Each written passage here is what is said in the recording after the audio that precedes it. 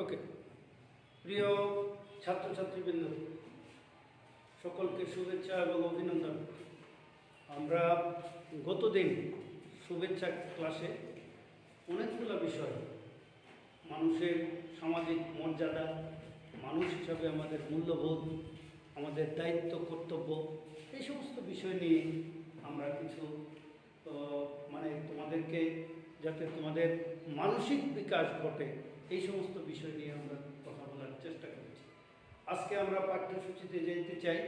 প্রথমেই একটা বিষয় বলি যে আমাদের পৌরনীতি সুশাসন যে বইটা, এটার 10টা অধ্যায়। এই 10টা অধ্যায়ের মধ্যে আমাদের এই প্রথম পত্রের সিলেবাসটাকে কাঠামো আকারে দাঁড় করা হয়েছে। আজকে আমরা প্রথম অধ্যায়ের বিষয়টা হলো পৌরনীতি ও সুশাসন পরিচিতি। পৌরনীতি ও সুশাসন পরিচিতি এই অধ্যায়টার, এই বিষয়টার উপরে আমরা কথা বলব।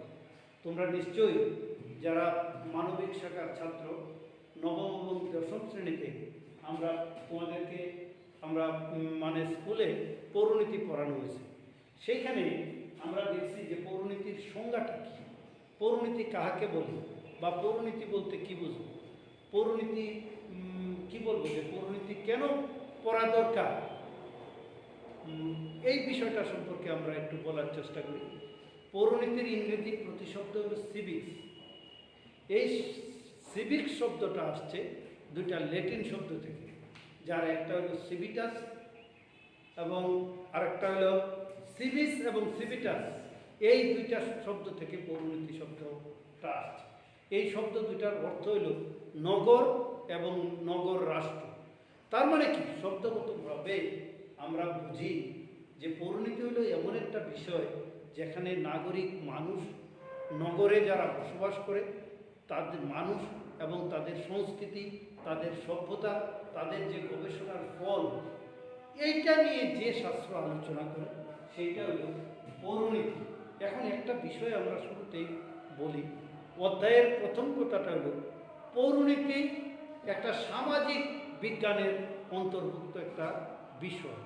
এখন আমরা বুঝি যে সামাজিক বিজ্ঞান, বিজ্ঞান বলতে আমরা কি বুঝি? বিজ্ঞান বলতে আমরা বুঝি যে ল্যাবরেটরিতে পরীক্ষা নিরীক্ষার মাধ্যমে যে বিষয়টা গবেষণার মাধ্যমে প্রতিষ্ঠিত। যেমন আমরা একটা উদাহরণ দিই, H2O, এটা হলো একটা বিজ্ঞান।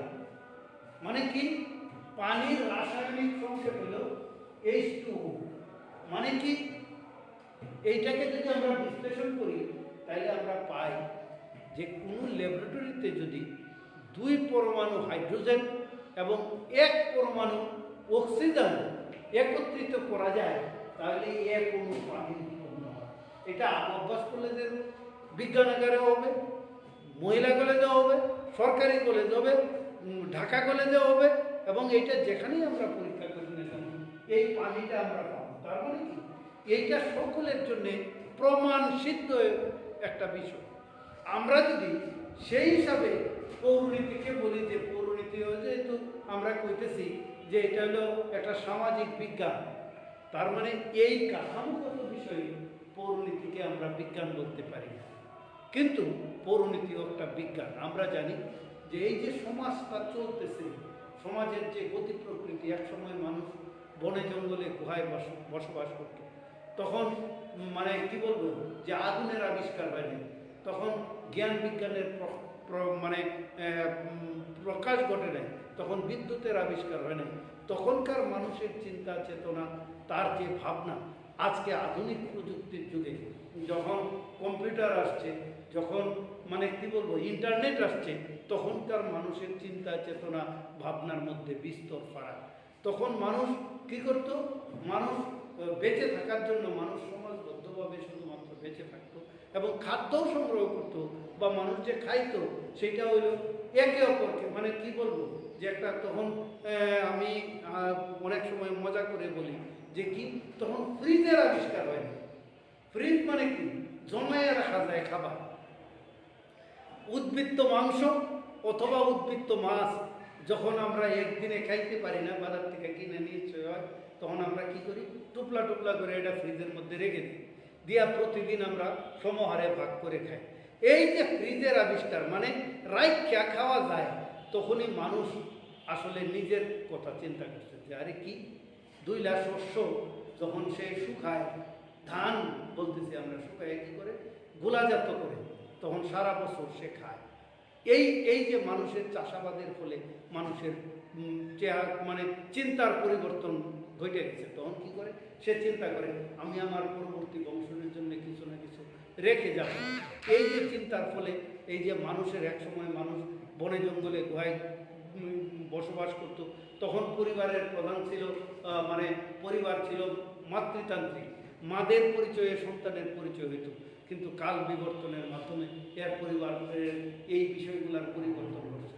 এই পরিবারের যে বিষয়গুলোর পরিবর্তন ঘটার সাথে সাথে মানুষের বিজ্ঞানের মানে কি বলবো, যে ইলেকট্রিসিটির আবিষ্কার হয়েছে, আগুনের আবিষ্কার হয়েছে, মানে নানাবিধভাবে মানুষের জীবনে এইগুলা ঢুকতে ঢুকতে তার বিশেষ সমাজের এই পরিবর্তনগুলো হয়েছে। এই যে পরিবর্তন নাগরিক জীবনে, এখন আমরা বলতেছি যেমন কি এখন মানুষের সামনে একটা ভাবনা আছে কিরকম, যে এই পৃথিবীটা আজকে ইন্টারনেট মানে ইন্টারকানেক্ট, আমরা কি বলবো, যে ইন্টারনেটের মাধ্যমে সারা পৃথিবী আজকে একটা জালে আবদ্ধ হয়েছে। নেট মানে জাল, মানে এই জালের মধ্যে সারা পৃথিবী আবদ্ধ। আজকে গ্লোবালাইজেশনের যুগ, বিশ্বায়নের যুগ, যে কোনো মানুষ ঘরে বসে থেকে আজকে আমরা দেখতে পারতেছি যে আমেরিকাতে এখন ট্রাম্পের শরীরের কি অবস্থা, তারে ডাক্তার চিকিৎসা করতেছে নাকি সে ওইখানে বসে সুস্থ আছে।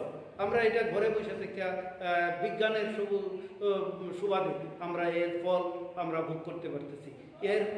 এই যে ঘটনাগুলো ঘটতেছে, এতে কি সমাজের পরিবর্তনও ঘটতেছে। কাজে এই পরিবর্তনের সাথে মিল রাখতে এই যে পৌরনীতিকে আমরা বলতেছি, পৌরনীতি আসলে এই যে সমাজের বিবর্তনের সাথে সাথে তাল মিলে এই যে চলে, এই জন্য পৌরনীতিও একটা বিজ্ঞান, এইটার একটা বিজ্ঞান আছে। এবং এইটাকে আমরা আর্টসের মতো মানে কি বলবো, যে আমরা যদি বলি যে বাংলা কি, বাংলা হলো মানে জীবনানন্দ দাশের একটা কবিতা, চুলতার কবেকার অন্ধকার বিদিশার দিশা। কেউ কেউ দেখছে চুলের রূপ, এরকম এরকম ঘটনা কি কারোর জীবনে আছে?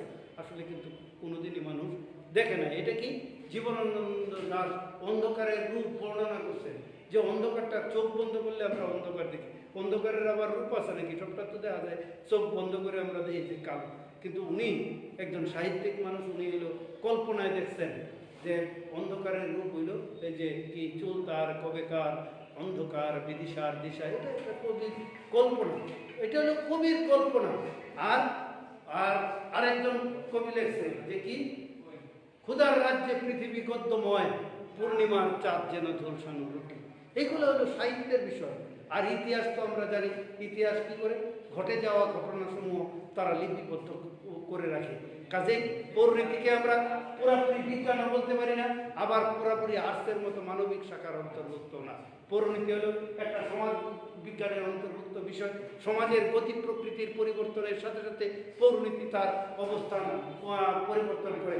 আজকে যেমন এখন দাবি উঠছে যে সারা পৃথিবী একটা পাখি যেমন শীতকালে এই সুদূর সাইবেরিয়ার থেকে আমাদের দেশে বেড়াইতে চলে আসে, মানে তার কোনো ভিসা লাগে না, পাসপোর্ট লাগে না। তা আমি একজন মানুষ, আমি বাংলাদেশ থেকে আমেরিকা যাব, আমার কেন এত বিধিবদ্ধ নিয়ম, এত মানে নিয়মের মধ্য দিয়ে আমাকে যেতে হবে, যে আমাকে পাসপোর্ট করতে হবে, ওই দেশের অনুমতি নিতে হবে, ওই দেশে আমাকে যেতে হবে। আজকে দাবি হচ্ছে ভিসামুক্ত পৃথিবী চাই। এই পৃথিবীটাকে ভিসার আওতার থেকে বাইর করে আনতে হবে। মানুষ যেখানে ভালো লাগবে সেখানেই সে বসতি করে উঠবে, গড়ে তুলবে, ওইখানেই সে বসবাস করবে। এইটাই পৃথিবীর আজকের দিনে বড় চাওয়া। কাজে এই যে এবং এরকম ইউরোপে আজকে এইগুলা ঘটে গেছে। আজকে ইউরোপে অভিন্ন মুদ্রা, ইউরোপের বিভিন্ন দেশ, আমেরিকার কানাডা, তারা দুই দেশ কিন্তু এক দেশ থেকে আরেক দেশে গেলে তাদের কোনো ভিসা পাসপোর্ট কিছুই লাগে না। কিন্তু যেমন আবার পাশাপাশি কি আমরা যদি আমাদের পাশের দেশে যাই তাইলেই দেখবেন যে আমাদের ভিসা পাসপোর্ট ছাড়া গেলেই আমরা একটা রেল লাইন অথবা একটা কাঁটা তারের বেড়া, ওই এই পার আর ওই পার, কিন্তু ওইখানে গেলেই পা দিলেই তোমাকে পারমিশন নিয়ে যেতে হবে, মানে ভিসা নিয়ে আমাকে যাইতে হয়। কাজে এই বিষয়গুলো নিয়ে আমরা বলতেছি যে গবেষণার যে বিষয়টা করে সেটার কাজটা করে, সেটা হলো পৌরনীতি। এখন আমরা পৌরনীতির সংজ্ঞায়, পৌরনীতি এবং সুশাসন সম্পর্কে সংজ্ঞা দিচ্ছে। সেই সংজ্ঞায় প্রফেসর হোয়াইটের একটা সংজ্ঞা আছে, এটা আমি তোমাদেরকে পড়ে শোনাই, তোমাদের ধারণা হবে যে পৌরনীতি কি বলছে।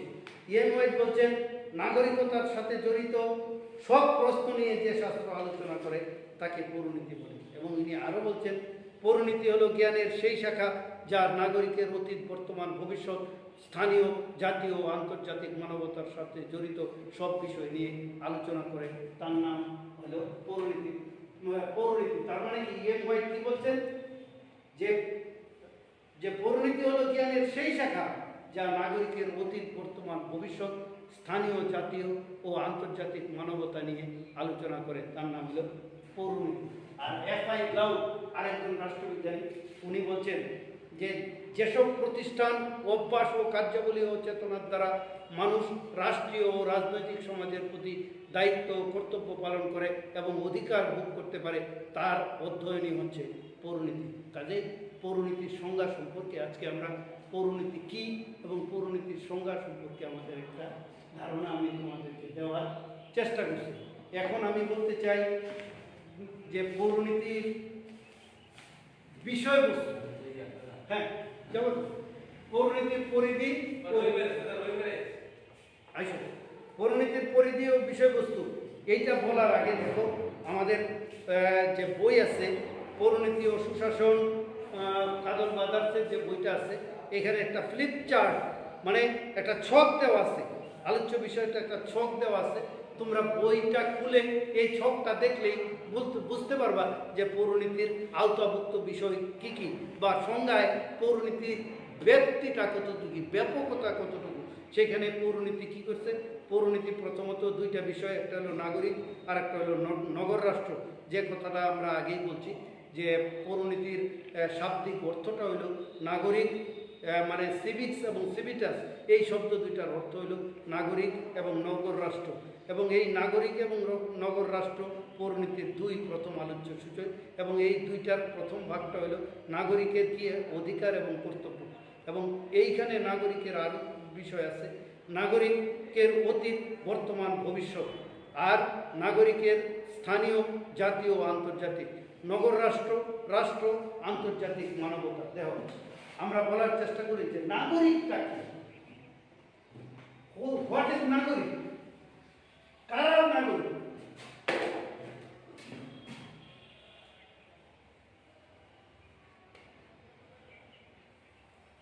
নাগরিক শব্দটার ইংরেজি শব্দ হচ্ছে সিটিজেন বা সিটিজেনশিপ। সিটিজেনটা কি, যারা রাষ্ট্রে স্থায়ীভাবে বসবাস করে তারা হইল রাষ্ট্রের নাগরিক। স্থায়ী ভাবটা কি, যারা কেউ নাগরিক হয়ে হইল জন্মসূত্রে, আবার নাগরিকত্ব অর্জন করা যায়।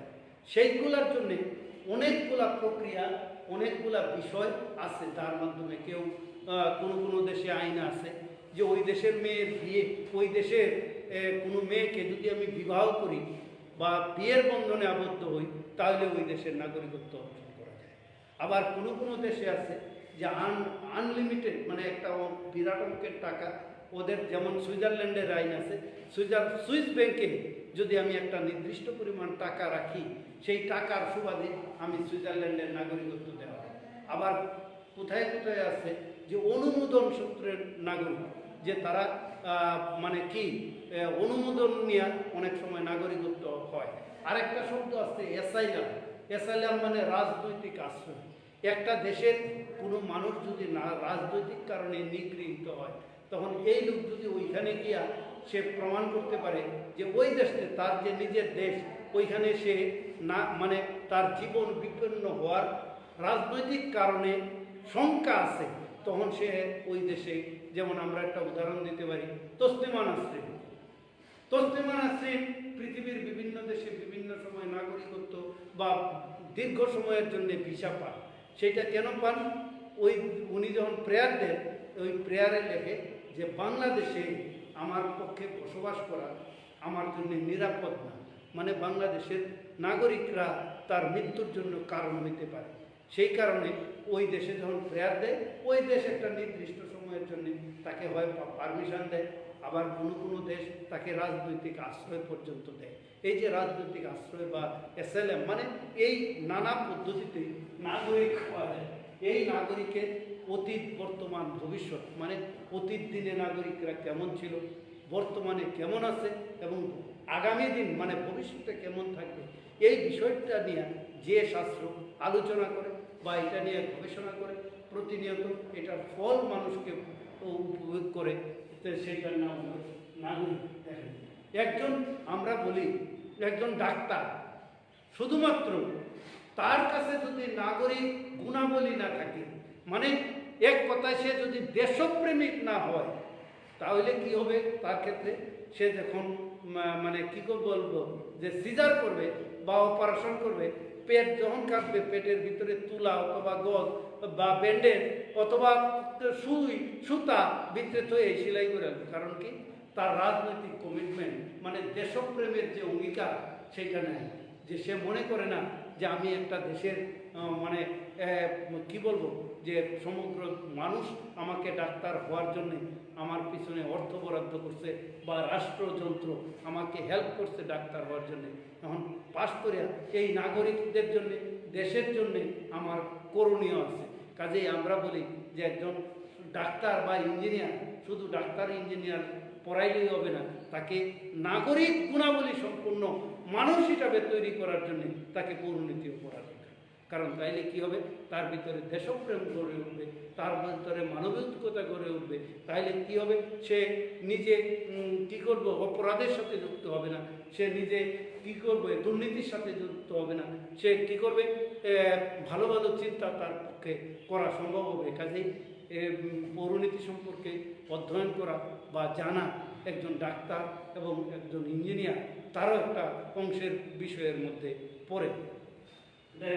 এখন আমরা বলতে চাই যে পৌরনীতির বিষয়বস্তুটা কি, পৌরনীতির পরিধি এবং বিষয়বস্তু। পরিধি জিনিসটা কি? আমরা জ্যামিতিতে, গণিতের একটা বিষয় আছে জ্যামিতি চ্যাপ্টার, এই চ্যাপ্টারে একটা বিষয় আছে পরিধি। পরিধি মানে একটা নির্দিষ্ট বিন্দুকে কেন্দ্র করে, পরিধির সংজ্ঞাটা হলো এরকম, একটা নির্দিষ্ট বিন্দুকে কেন্দ্র করে চক্রাকার বৃত্ত আকারে যখন ঘুরে আসে, তার মানে এই বৃত্তটার মধ্যে যা কিছু পড়ে ছবি হইল তার পরিধি। ঠিক পৌরনীতিরও একটা পরিধি আছে, মানে কি পৌরনীতি কোন কোন শাখায় কি কি বিষয়, সে নিশ্চয়ই মানে কি ডাক্তার বা ইয়ের গবেষণা করবে না, ইঞ্জিনিয়াররা যে জাতীয় মহাকাশ নিয়ে গবেষণা, এটা পৌরনীতি করে না। পৌরনীতি কি করে? এই যে নাগরিক সংশ্লিষ্টতার বিষয়। পৌরনীতি কি নিয়ে গবেষণা করে?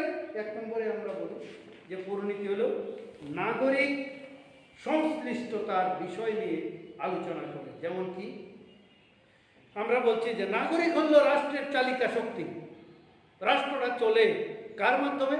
নাগরিকদের দিয়ে।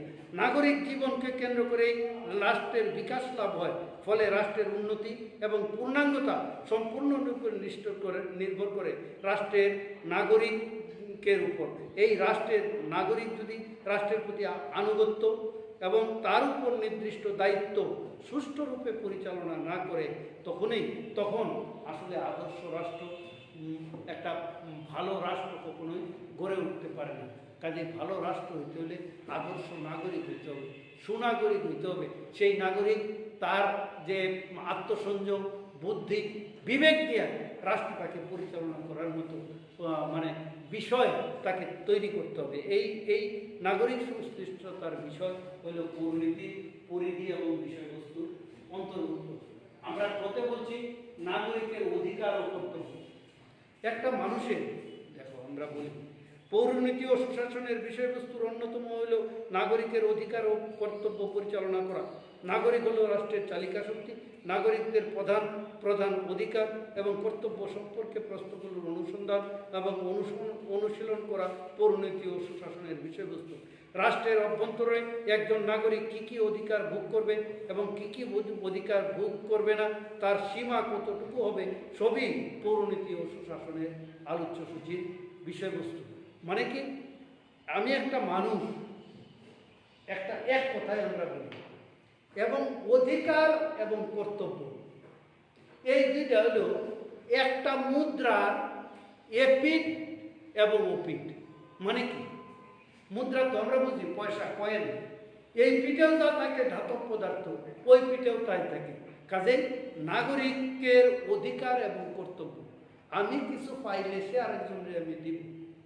আমি যদি আমার বাপের কাছ থেকে সবসময় খালি ধমকাধমকি শুনি, পরবর্তীতে আমি কি আমার সন্তান মানুষ করার ক্ষেত্রে তাকে আমি আদর দেওয়া বড় করব? আমি মনে করব যে এটা বাপরা স্টাইলে এলো, এটা খালি সন্তানরে ধমকানি। তাইলে কি প্রকৃত পরিবার গড়ে উঠবে? প্রকৃত সন্তান গড়ে উঠবে?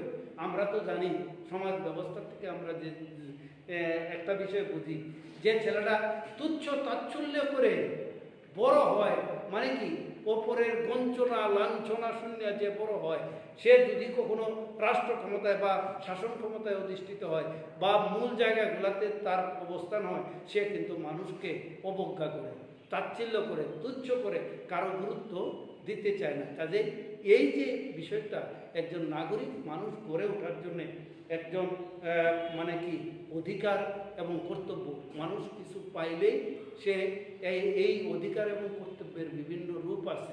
রাজনৈতিক অধিকার আছে, সামাজিক অধিকার আছে, এবং কি বলবো যে নানাবিধ, এটি যখন আমরা বিস্তারিত এই পাঠ্যসূচির ভিতরে আমরা আলোচ্য এইগুলাতে যাব, আলোচ্য সূচিতে যাব, তখন আমরা আরও বিস্তারিত বলার চেষ্টা করব। তারপরে হলো মৌলিক প্রতিষ্ঠান। মৌলিক প্রতিষ্ঠান হলো পরিবার। পরিবারটা কি? পরিবারে যদি না থাকে, দেখেন ইউরোপে পরিবার কথা বিলুপ্তি হয়ে গেছিল একসময়। এখন তারা পরিবার কথা ফিরে পাওয়ার জন্যে আজকে চেষ্টা করতেছে। আর আমরার দেশে উল্টা হয়েছে, আমরা এখন পরিবার ভাঙিয়ে দিতেছি, বাইয়ে বাইয়ে একান্ন থাকুন যেত।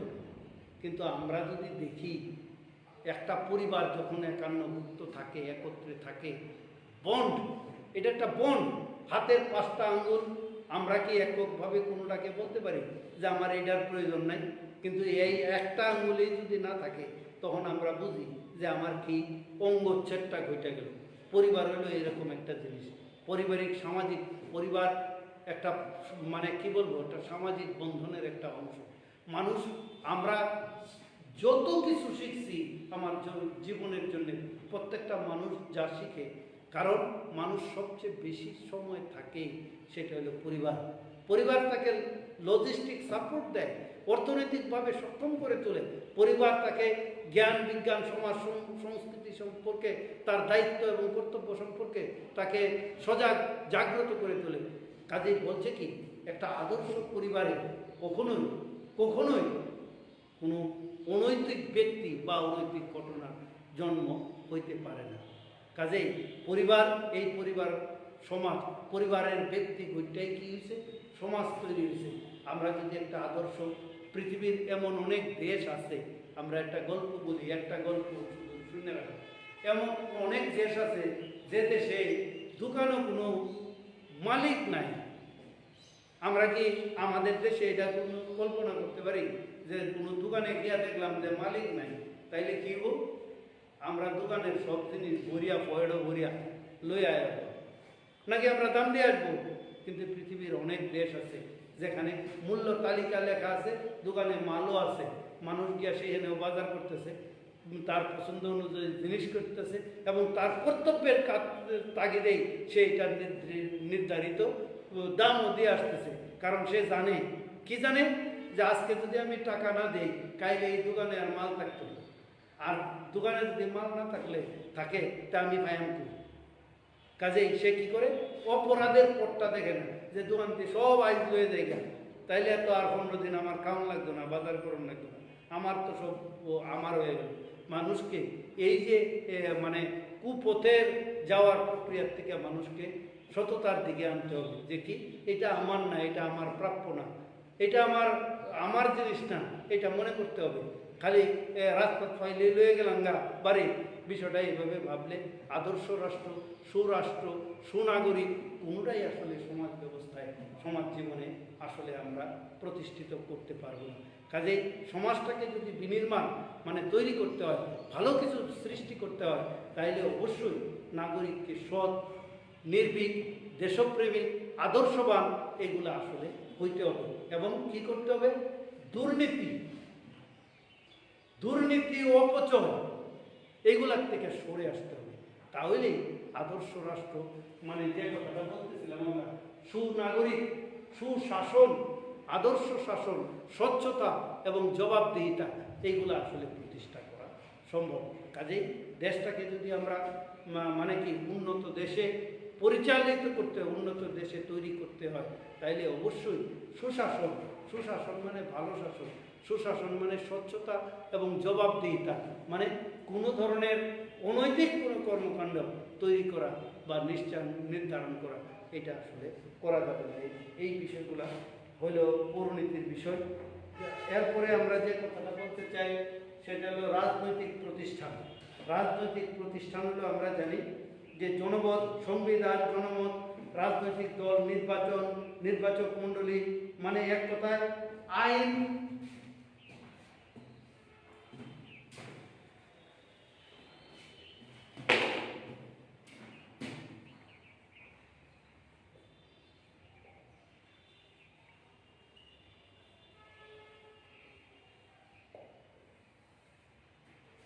দেখেন রাষ্ট্রের গুরুত্বপূর্ণ তিনটা অঙ্গের নাম হল, রাষ্ট্রের গুরুত্বপূর্ণ তিনটা অঙ্গ, এই তিনটা অঙ্গের নাম হলো আইন, শাসন, বিচার।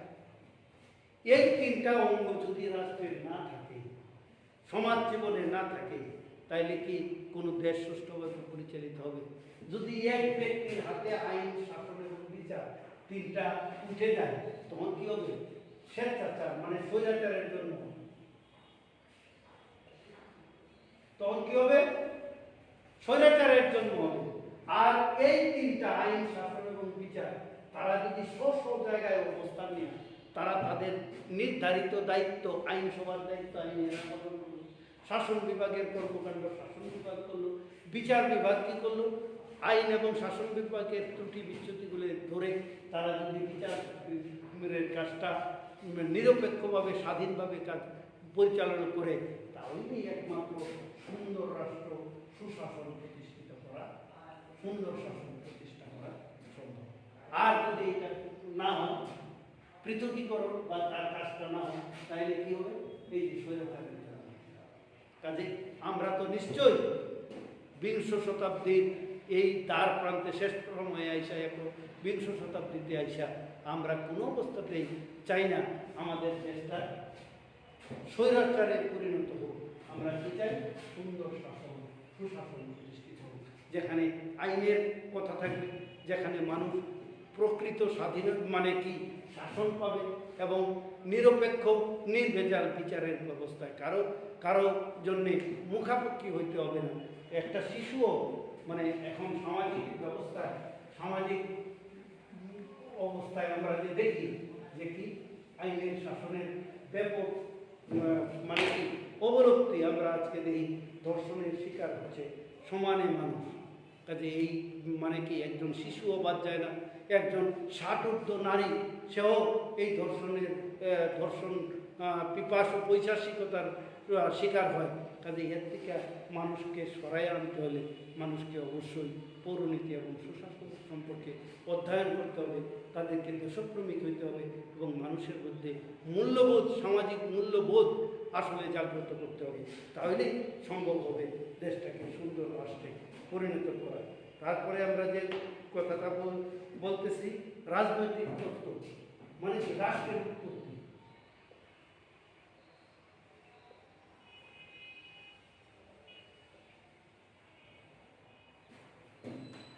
স্টেট, স্টেট মানে রাষ্ট্র। রাষ্ট্র কি? যার নির্দিষ্ট ভূখণ্ড আছে, জনসমষ্টি আছে, সুগঠিত সরকার আছে, এবং কি এই যে চারটা রাষ্ট্রের যে চারটা মূলনীতি যেখানে আছে, তখন রাষ্ট্র হয়। এবং এই রাষ্ট্রের উৎপত্তি কিভাবে হয়েছে এইটা নিয়ে রাষ্ট্রবিজ্ঞানীদের মধ্যে মতভেদ বা পার্থক্য আছে। সেইখানে কেউ কেউ বলছে যে বিধাতার সৃষ্টিমূলক মতবাদ, মানে ভগবান মানুষ বানাইছে বা আল্লাহ মানুষ বানাইছে, আল্লাহ রাষ্ট্রটা বানাই দিছে। আর এক গ্রুপ আয়া কইছে যে না, এইভাবে আসলে রাষ্ট্রটা হয় না। তাইলে কিভাবে হয়েছে? কইছে যে জোর যার মূল্যক তার, মানে মাইট ইজ রাইট, যারা পরাক্রমশালী, যারা মানে কি অধীনস্থদের দুর্বল করে রাখছে, তারাই শাসক হয়েছে, এইভাবে রাষ্ট্র হয়েছে। আরেক গ্রুপ আয়া কইছে যে না, এইভাবেও রাষ্ট্র হয় না। তাইলে কি হয়েছে, কিভাবে হয়েছে রাষ্ট্রটা?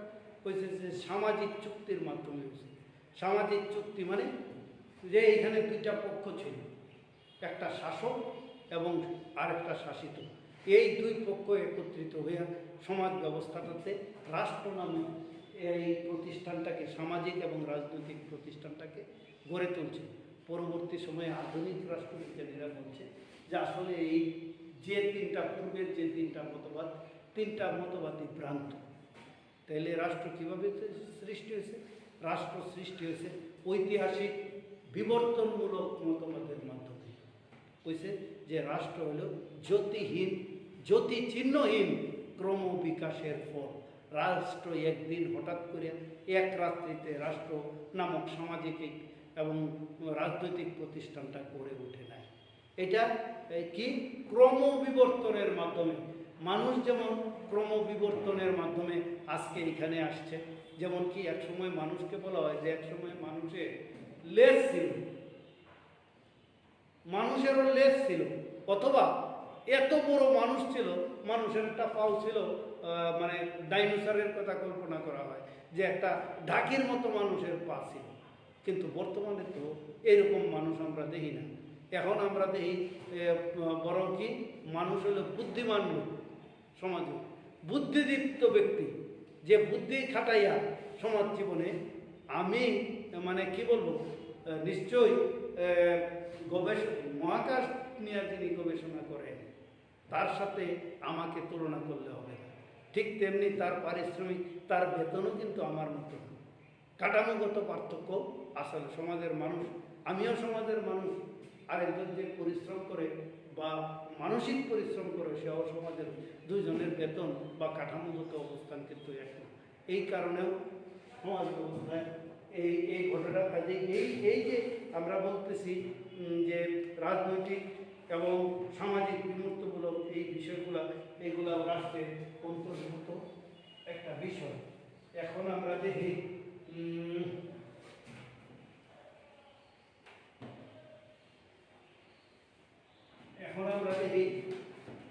যে নাগরিকের স্থানীয়, জাতীয়, আন্তর্জাতিক বিষয়। স্থানীয় হলো ইউনিয়ন পরিষদ, পৌরসভা, সিটি কর্পোরেশন, জেলা পরিষদ, এটি হলো স্থানীয়। আর জাতীয় হলো কি পার্লামেন্ট নির্বাচন। আন্তর্জাতিক বিষয় হলো কোনো মানুষই এখন আর একক ব্যক্তি হিসাবে কোনো দেশটাকে প্রতিষ্ঠিত করতে পারে না। কারণ কোনো দেশ, কোনো মানুষ একা তার সকল প্রয়োজন মিটাইতে পারে না। সে কি করতে হয়? অন্যের মুখাপেক্ষি হতে হয়, অন্যের কাছে যাইতে হয়। এক রাষ্ট্র আরেক রাষ্ট্রের সহযোগিতা। যেমন কি বাংলাদেশে কিন্তু তেল উৎপাদন হয় না, আবার যেখানে তেল উৎপাদন হয় যে দেশে, সেই দেশে কিন্তু চা পাতা উৎপাদন হয় না। কাজে এই যে আদান প্রদান, এই যে মানে কি এক দেশ আরেক দেশের উপর মুখাপক্ষে কোনো মানুষই, কোনো রাষ্ট্রই একা একা তার সকল প্রয়োজন, সেই জন্য কী করতে হয়? অন্য রাষ্ট্রে এই জন্যে তার আন্তর্জাতিক বন্ধুত্ব লাগে, আন্তর্জাতিকভাবে তার অন্য দেশের সাথে তার ব্যবসা বাণিজ্য চুক্তি, তার বিভিন্ন বিষয়গুলোর সাথে সম্পর্কিত হয়। কাজেই মানুষের এই যে নাগরিকের স্থানীয়, জাতীয় ও আন্তর্জাতিক বিষয় নিয়ে যে শাস্ত্র আলোচনা করে তার নাম হল পৌরনীতি।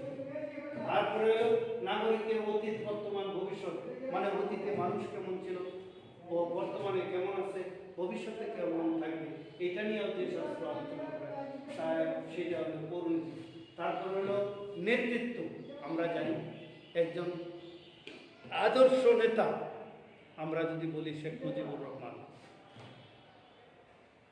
যার অঙ্গলি হেলনে বা যার বক্তৃতায় মানুষ উজ্জীবিত হইয়া একদিন স্বাধীনতা বাংলাদেশটাকে স্বাধীন করতে হবে এই মর্মে অঙ্গীকার করে, মানে কি মহান মুক্তিযুদ্ধে অংশগ্রহণ, জীবনকে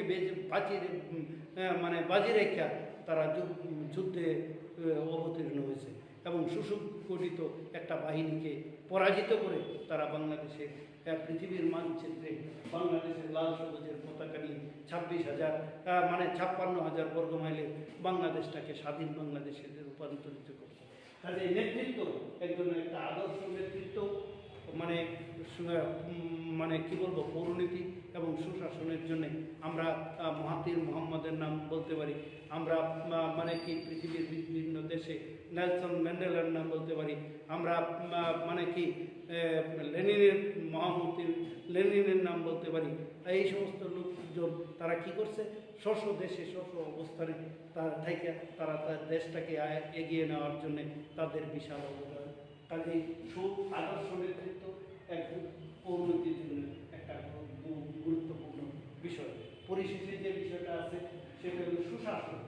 সুশাসন ছাড়া আজকের দিনে কোনো কিছুই আসলে দেশকে আগায় নেয় বলি আর আদর্শ রাষ্ট্রই বলি ও কোনো কিছুই করা সম্ভব না যদি সুশাসন প্রতিষ্ঠা করা সম্ভব না হয়। তারপরে এখন যুক্ত হয়েছে ই গভর্নেন্স মানে ইলেকট্রনিক মিডিয়া, ইলেকট্রনিক এই যে তথ্য প্রযুক্তির মাধ্যমে আজকে করোনাকালীন সময়েও তুমি ঘরে বসে থেকে আমার এই ক্লাস নেওয়া তোমার পক্ষে শোনা বা এটার থেকে উপকৃত হওয়া তোমার পক্ষে সম্ভব হচ্ছে যদি গভর্নেন্স মানে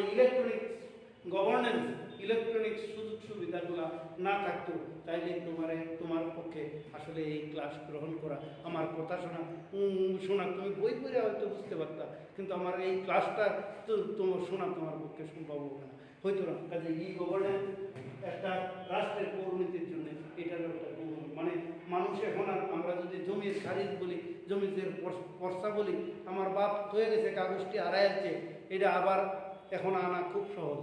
প্রত্যেকটা ইউনিয়ন পরিষদে আজকে এই নাম খারিজের কাগজ মানে কি ইলেকট্রনিক মিডিয়ার মাধ্যমে আবেদন করা যায়। সেখানে ঘরে বসে থেকে একটা মানুষ সে তথ্য প্রযুক্তি ব্যবহার করে সে তার সমস্ত ডকুমেন্ট গুগলে, আমার এই যে বাড়ির সীমানাটা বা 2 কাঠা জমির বিবরণ আজকে গুগলে দেওয়া আছে, এর মালিকানা সত্যকে এটা পর্যন্ত প্রকাশ করা আছে। কাজে এই যে এটা হলো নাগরিকতার পৌরনীতির জন্য আরেকটা বিষয়। তারপরে আমরা বলতে চাই সংবিধান। রাষ্ট্রের গুরুত্বপূর্ণ বিষয় হলো সংবিধান ছাড়া রাষ্ট্র নাই, আর রাষ্ট্র না থাকলে নাগরিক তার কোনো সুযোগ সুবিধাই ভোগ করতে পারবে না। কাজেই সংবিধান হলো রাষ্ট্রের গুরুত্বপূর্ণ একটা বিষয়। তারপরে হলো রাজনৈতিক ঘটনাগুলো। দেখেন 1757 সালে পলাশী আন্দোলনে সিরাজউদ্দৌলার পতনের মাধ্যমে বাংলাদেশের মানে এই উপমহাদেশে বাঙালিদের শাসন ব্যবস্থা অবসান করে। পরবর্তীতে 200 বছর মানে 190 বছর আমরা পরাজিত ছিলাম, আমরা ব্রিটিশদের জাতাকলে নিষ্পেষিত হয়েছি। তারপরে 1857 সালে পলাশী মানে সিপাহী বিদ্রোহের মাধ্যমে আমরা বাঙালিরা লড়াই সংগ্রাম শুরু করে 1905 বঙ্গভঙ্গ এবং 1911 বঙ্গভঙ্গ রদ, 35 ভারত শাসন আইন, 47 আবার তারা বাধ্য হয় দেশটাকে স্বাধীন করে দিতে, যদিও এই স্বাধীনতা প্রকৃত স্বাধীনতা ছিল না।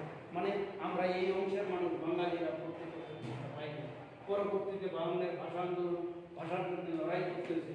54তে যুদ্ধখণ্ডে নির্বাচন করে এই দেশের মানুষ নির্বাচনে বিজয়ী হয়। 56তে সামরিক শাসন জারি হয়। 62 শিক্ষা আন্দোলন, 66 6 দফা, যা আমাদের মুক্তিটাকে মানে কি বলবো যে আগায় নেওয়ার জন্য বিশাল ভূমিকা রাখে। সেইখানে 66 6 দফা, 69 গণঅভ্যুত্থান, 70 নির্বাচনে তো মানুষ ম্যান্ডেটই দিয়ে দেয় আওয়ামী লীগ তথা শেখ মুজিবকে বাংলাদেশ এবং রাষ্ট্র ব্যবস্থা বাংলাদেশে 71 মুক্তিযুদ্ধের মাধ্যমে আমরা বাংলাদেশটাকে প্রতিষ্ঠিত করি। কাজে এই যে সামগ্রিক আলোচনা, এইটা হলো পৌরনীতির সুশাসনের পরিচিতি বা পৌরনীতি সম্পর্কে আমরা আজকে তোমাদেরকে একটা ধারণা দেওয়ার চেষ্টা করলাম। প্রথমত আমরা পরে দেখব যে এর প্রয়োজনীয়তাটা কি, এর ব্যাপকতাটা কি। এইভাবে আমরা ক্রমান্বয়ে প্রতি ক্লাসেই আমরা অধ্যায়ের বিষয়বস্তু নিয়ে তোমাদেরকে কথা বলবো। বাড়িতে অবশ্যই আজকের এই ক্লাস শুধু শুনলে হবে না, এই ক্লাস নিয়ে তুমি নিজেও যদি এই চ্যাপ্টারটা পড়ো, অধ্যায়টা পড়ো, তাহলে দেখবে যে আস্তে আস্তে তোমার সমস্ত বিষয়গুলো ক্লিয়ারিফিকেশন হবে। অবশ্যই অবশ্যই বাড়িতে পাঠ করতে হবে। আমরা মানে কি বলবো, বাড়িতে বসে এই ক্লাস দেখতে হবে। সকলকে শুভেচ্ছা এবং অভিনন্দন জানিয়ে আজকে